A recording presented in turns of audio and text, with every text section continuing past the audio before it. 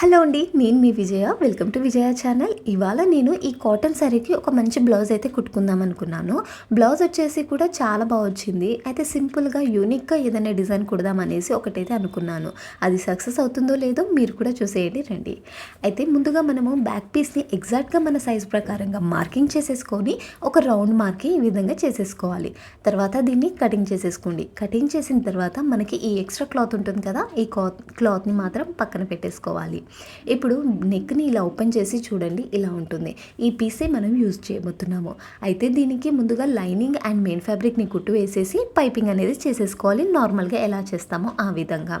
Neck cut చేసిన తర్వాత మిగిలిన పీస్ ఉంటుంది కదా, దీన్ని యూజ్ చేస్తూ మనం డిజైన్ అనేది క్రియేట్ చేస్తాము.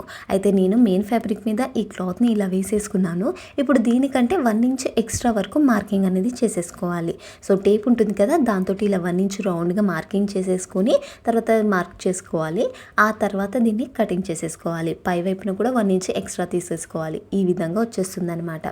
ఇప్పుడు దీన్ని ఒకసారి సెట్ చేసేసుకోవాలి. సెట్ చేసిన తర్వాత 3 ఇంచెస్ వరకు ఇటువైపు అండ్ 3 ఇంచెస్ అటువైపు వరకు మార్కింగ్ చేసేసుకోవాలి.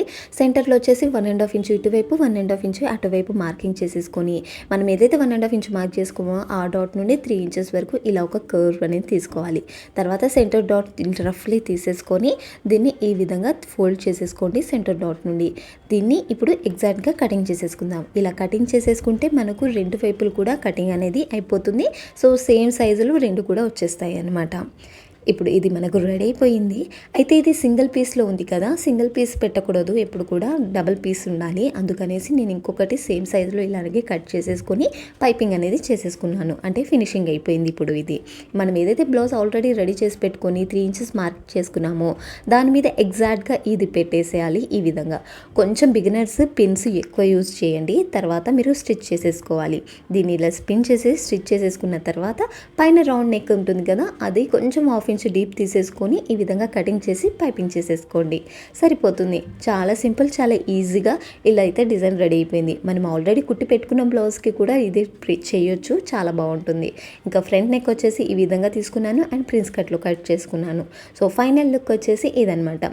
ఈ శారీ అయితే చాలా అంటే చాలా బాగుంది. చాలా తక్కువ రేట్లోనే తీసుకున్నాను నేను. ఇది జస్ట్ 600కే కొన్నాను. బ్లౌజ్ అయితే చాలా నీట్గా యూనిక్గా అనిపించింది అండ్ సింపుల్గా కూడా అయిపోయింది. సో లుక్ ఎలా అనిపించిందో మీకు కామెంట్ చేయండి. అలాగే ఇంకొక చిన్న టిప్ అనమాట, మనం కాటన్ శారీ కట్టుకున్నప్పుడు ఇలా సింగిల్లో తీసుకుంటే పళ్ళు చాలా బాగుంటుంది. లేదంటే ఇలా 2 ప్లేట్స్ తీసుకొని వేసుకుంటే చాలా బాగుంటుంది అనమాట. సో మీకు ఎలా నచ్చుతుందో కామెంట్ చేయండి. ఈ వీడియో నచ్చితే లైక్ చేయండి. Thank you so much for watching this video. Next వీడియోలో మళ్ళీ కలుద్దాం. అంతవరకు బాయ్ బాయ్.